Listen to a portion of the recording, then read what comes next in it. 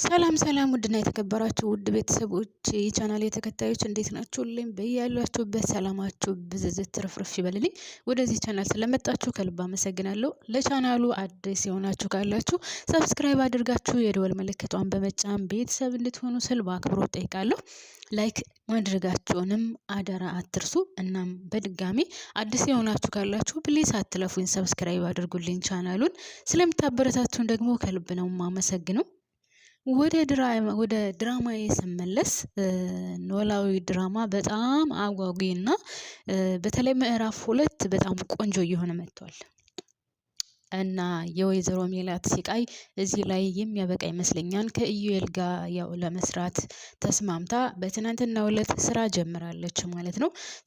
የወይዘሮ ሜላት ህይወት ካሁን በኋላ የሚቀየር ይመስለኛል። ሌላ ውድ ቤተሰቦቼ በጣም አሁንም እያሳዘነኝ ያለው የተምቹ ነገር ነው። ተምቹ ገንዘብ ካገኘ በኋላ የሁላችንም እንደምናውቀው በጣም ተቀይሯል። በጣም ሌላ ሰው ሆኗልና ገንዘብ ለካ እንደዚህ ይቀይራል። በጣም የሚገርመው ነገር ከአሴር ጋር ያለውን ግንኙነት ራሱ በገንዘብ የተነሳ ለማበላሸት ደፋ ቀና እያለ ነው። ያው ሁለታቸውም እንደሚዋደዱ ሁላችንም እናውቃለን። ነገር ግን ገንዘብ ሲመጣ ደግሞ ታውቃላችሁ ቤተሰብ በጣም የምትወዱትን በጣም የምታከብሩትን የምትጓጉለትን ጓደኛችሁን ቤተሰባችሁን ገንዘብ ያስረሳል። ገንዘብ እንድትጣሉ ያደርጋችኋል። ድሃ ሆናችሁ በፍቅር እየኖራችሁ የነበራችሁት ቤተሰብ እንኳን ቢሆን ጓደኛም ቤተሰብም ገንዘብ ሲመጣ ግን መለያየትን ያመጣልና አንዳንድ ጊዜ ውድ ቤተሰቦቼ ገንዘብ ሲመጣ ለኸይርም ነው። ደግሞ የሆነ መጥፎ ነገርም ይዞ ይመጣል ካላወቅንበት። ልክ እንደ ተምቹ አይነት ማለት ነው። ተምቹ አሁን ገንዘብ አግኝቷል። ሁለታቸውም እግዚአብሔር ይመስገን ህይወታቸው ተቀይሮላቸዋል። ነገር ግን ተምቹ በጭራሽ አያያዙን አልቻለበትም። ከሰው ጋርም እንዴት መኖር እንዳለበት አልቻለበትም። ባገኘው ይጠጣል፣ ባገኘው ይበላል፣ ባገኘው ይደሰታል። እንደዚህ ከሆነ ደግሞ ገንዘብ ተብዬው ግለሰብ የት እንደሚገባና በምን እንደሚሄድ አናውቀውም።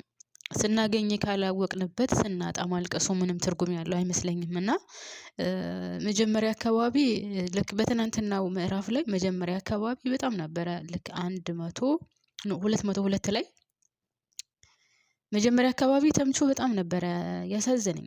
ካያችሁ ያው ድንብላልን እኔ ወንድምሽን በምንም አይነት መንገድ ልረዳልሽ አልፈልግም ብሎ በጣም አስቀይሟት ነበረ የወጣውና በጣም ያሳዘነኝ ደግሞ ከዚህ ላይ አሴር ነው። አሴር የኔ እናት ምን ማድረግ እንዳለበት ግራ ተጋብቶ እየተዋለለ ነው ያለው። ማገዝ ይፈልጋል፣ ነገር ግን ደግሞ ሰዎቹ የሚታገዙ አይደሉም። ድንብላልም ታሳዝናለች፣ የሜላት ቤተሰብም ያሳዝናል። አንዳንድ ጊዜ ሳመጣው ልክ የለውም። እስከ ጥግ ድረስ ፈጣሪ ይሰጣቸዋል። ከዛ ደግሞ እስከ ጥግ ድረስ ልክ እንደ ወይዘሮ ሜላት ገንዘብ አሳጥቶ ይፈትናቸዋል። እና እግዚአብሔር ይመስገን ዋናው ነገር ቤተሰቡ ሰላም መሆኑ ነው።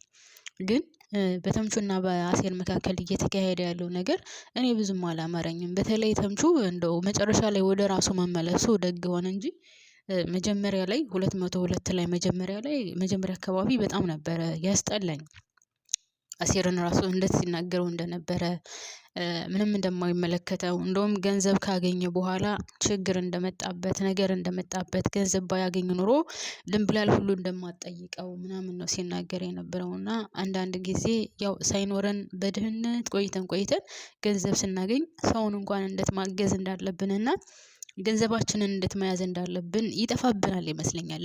በተለይ ደግሞ ውድ ቤተሰቦቼ ገንዘቡን ራሳችን ሰርተን ያገኘነው ካልሆነ እንዴት ማጥፋት እንዳለብን እንኳን አናውቀውም። የት ቦታ ማዋል እንዳለብንም አናውቀውም። ነገር ግን የራሳችን ድካም፣ የራሳችን ጉልበት፣ የራሳችን ላብ ቢሆን ኑሮ እንዴት ማውጣት እንዳለብን እንዴት ከሰው ጋር መዋል እንዳለብንም የምናውቅ ይመስለኛልና ተምቹ ያለ ድካም ነው ይሄን ብር ያገኘው። አሁንም ቢሆን አሴር ተው ገንዘብ አታጥፋ ስራ ነው እያለ ያለው። ነገር ግን ተምቹ በተቃራኒው የሚመልስለት ገንዘብ ከተገኘ በኋላ እንዳጠጣ ትለኛለህ፣ ስራ ትለኛለህ፣ ሰው እርዳ ትለኛለህ ምናምን እያለ ነው ያለውና ይሄ ነገር ተምቹን ይጎዳዋል ወይ? አሴር እኮ ጥሩ መንገድ ይዞ እንዲሄድለት ነው የሚፈልገው። ደግሞ ሁለታቸውም በጣም እንደሚዋደዱ ሁላችንም የምናውቀው ነው። በጣም ይዋደዳሉ። ማንም አሳልፎ አይሰጥም። በሁለታቸው መካከል ያለው መከባበር፣ ያለው ፍቅር፣ ያለው የጓደኝነት ጥግ እኔ በጣም ነው የምወድላቸው፣ በጣም ነው የማከብርላቸው ቤተሰቦቼ። ግን በተለይ እንዳልኳችሁ ገንዘቡ ከመጣ በኋላ ተምቹ በጣም ተቀይሯል። ድንብላል እሱ አለኝ ብላ ነው የጠየቀችው። እሱን ነው ያግዘኛም ብላ የጠየቀችው እንጂ በማወቅ ደረጃ ከሆነ ነው ወይዘሮ ሜላትን ነበር ከማንም በፊት የምታውቀው። ነገር ግን ያው የእነሱ እጅ ባዶ ስለሆነ ተምቹ በጊዜው ገንዘብ ስለነበረው ጠየቀችው። አብረሽኝ ከነደርሽ እምቢ ስላልሽ ወይም አብረሽኝ ደሪ ስልሽ እምቢ ስላልሽ እኔም ገንዘብ አልሰጥሽም ነው ያላት። እና አንዳንድ ጊዜ በጭራሽ የማይቃረን ነገር ነው እኛ ሰዎች ስንባል የምናቃርነው። አብሮ መተኛትንና የሰው ህይወትን ማዳንን ምን ያገናኘዋል? እስኪ ስታስቡት ምንም አያገናኙም እኮ። እቺ እዚህ ደግሞ አሁን አይደለም አሁን አንጋባም ወይም ደግሞ አሁን አብረን አንተኛም፣ ነገሮች ይስተካከሉና አብረን ስንሆን ችግር የለውም ብለዋለች አይደለ? የሚያምናት ከሆነ የሚወዳት ከሆነ የእሱ ናት፣ ከእሷ አታልፍም። ለማንም ልትሆን አትችልም። እንደውም በችግሯ ጊዜ ካጠገቧ ካልሆነ፣ በችግሯ ጊዜ አይዞሽ ካላላት እንዴት ብላ ነው አምና ወደሱ የምትሄዱ? እስኪ ንገሩን ቤተሰብ። እናንተ በችግራችሁ ጊዜ በጨነቃችሁ ጊዜ አጥታችሁ እንግዲህ ወንድሟን የታመመው አይደለ? ወንድሟ ታሞ ከወይዘሮ ሜላት ቤት ነው ያለችው። ለዛውም አንድ ክላስ፣ ሁላቸውም አንድ ክላስ ተኝተው። እኔ አሁን ሜላትን ሜላትን ራሱ ሳላደንቃት አላልፍም። በጣም ጀግናና በጣም ጎበዝ ናት። ማርያምን እኔ በፊት በጣም ነበር የምጣላት። በቃ ጩኸቷ ምናምን ስራ ብቻ ነበር የምትለው። ሰውን በጣም ታምናለች። ወይዘሮ ባዩሽ እንደዛ የተጫወተችባት ስለምታምናት ምናምን ነውና በጣም ነበረ እንትን ምላት። ነገር ግን ውድ ቤተሰቦቼ አሁን እንደዚህ ተቸግራ እንኳን የድንብላልን ወንድም አምጥታ አብረው አንድ ክላስ ነው ያስተኛችው። አንድ ክላስ ማስተኛቱ ብቻ ሳይሆን እንደዛ እያለቀሰ ሲጮህ ሰላም ናት ትንሽ ተማራ የተናገረችው እንጂ ወይዘሮ ሜላት ተው አሞት እኮ ነው ያለችው። እና ታውቃላችሁ እውነትም ገንዘብ ሲኖረን የሰውን ልክ አናቅም። ማርያምን የሰውን ልክ አናቅም። ምክንያቱም ገንዘብ አለን እንደፈለግን የፈለግነውን ነገር ማድረግ ስለምንችል የሰውን ጉዳት፣ የሰውን ልክ፣ የሰውን ማንነት አናቅም። ነገር ግን ገንዘብ ስናጣ ስንቸገር ዝቅ ብለን ያን ትንሽ ህይወት ስናየው የሰው ጉዳት፣ የሰው ምንነት፣ የሰው ጭንቀት፣ የሰው መታመም ይገባናል ማለት ነው። እና ወይዘሮ ሜላት አሁን ያደረገችው ወይም የድንብላልን ወንድም ተቀብላ እዛ እንደዛ ስታደርግ እኔ በጣም ነው ደስ ያለኝ። በዛ ላይ ለማሳከም ራሱ ቢኖራት አሁን እንደው ትንሽ ገንዘብ ቢኖራት ከመብላታቸው ይልቅ ብታሳክሙ በጣም ደስተኛ ናት ወይዘሮ ሜላት። እና እኔ በጣም ነው የተመቸችኝ አሁን ባለችበት ሁኔታ። ለማንኛውም በጣም ከባድ ነው እንግዲህ ያ ልጅ እንደዛ ታሞ እነሱ ደግሟቸው በተኙበት እንደዛ ሲጮህ ምናምን ከባድ ነው። እሱ አሞት ነው፣ እነሱ ደግሟቸው ተኝተዋል። እና አንዳንድ ጊዜ ታውቃላችሁ ማጣት በጣም አይኑ ይጥፋ። ማርያምን ማጣት አይኑ ይጥፋ። ቢኖሩ ይሄ ልጅ እንደዚህ ባልታመመ፣ እነሱም ደግሞ ቢኖራቸው ባሳከሙት ወይም ደግሞ ለብቻው ክላስ ባስተኙት ነበረ። ምክንያቱም ያው በሽተኛ ስለሆነ በአመመው ሰዓት ያው ያመዋል፣ ደግሞ ትንሽ ሻል ባለው ሰዓት ይተኛል አይደለ? ያው በሽተኛ ነው። እነሱ ደግሞ ያው ስራ ውለው ነው የሚመጡት፣ ደግሟቸው ነው የሚመጡት። ያችን ጊዜ ተጠቅመው ካላረፉ በማግስቱ መስራት አይችሉም። እና በሁለቱም መፍረድ አይቻልም እዚህ ላይ። ተምቹ ግን በጣም ነበር ያናደደኝ አሲርን እንደዛ ሲናገረው። ገንዘብ ባላገኘ ኑሮ፣ ገንዘቡ ከመጣ በኋላ ነው ይሄ ሁሉ ችግር የመጣው። ባናገኝ እንደዚህ አንሆንም፣ የድሮ ድህነት ይሻለኝ ነበር ምናምን ሲል በጣም ነው የገረመኝ። ገንዘብ ባገኘው ብሎ ሲጠብቅ የነበረው ሰውዬ በጉጉት አሁን ገንዘብ ሲያገኝ ደግሞ ገንዘቡ ባልመጣ፣ ገንዘቡ ከመጣ ነው ችግር ይዞብን የመጣው እያለ ማማረር ጀምሮ አየሁኝና እኛ ሰዎች ስንባል ውድ ቤተሰቦቼ ስናገኝም አናቅበትም፣ ስናጣም ደግሞ ማማረራችን ከምንም ከማንም በላይ ነው። እውነት ፈጣሪን እንዴት እንደምንገዛው አላቅም። እውነት በቃ አጥታችሁ ስንት አመት ሙሉ አጥቶ የቆየው ልጅ ዛሬ ገንዘብ ሲያገኝ ምን ነው ገንዘቡ ባልመጣ፣ አንዴ ስራ ስራ ትለኛለህ፣ አንዴ አትጠጣ ትለኛለህ፣ አንዴ ሰው እርዳ ትለኛለህ። እና እንደፈለኩ መሆን አልቻልኩም። የድሮ ድህነቴ ይሻለኝ ነበር። ገንዘብ ከመጣ ነገር ይዞ መጣ ምናምን እያለ ሲያማርር በጣም ነው የገረመኝ።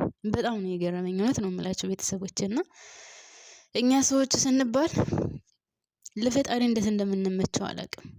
ፈጣሪያችንን እንዴት መገዛት እንዳለብንም አላውቅም። ጌታን በቃ ስናገኝ አናውቅበት፣ ስናጣ አቤቱ አምላኬ ሆይ ስጠኝ ስጠኝ ስጠኝ፣ ለምን ገንዘብ አልሰጠህንም?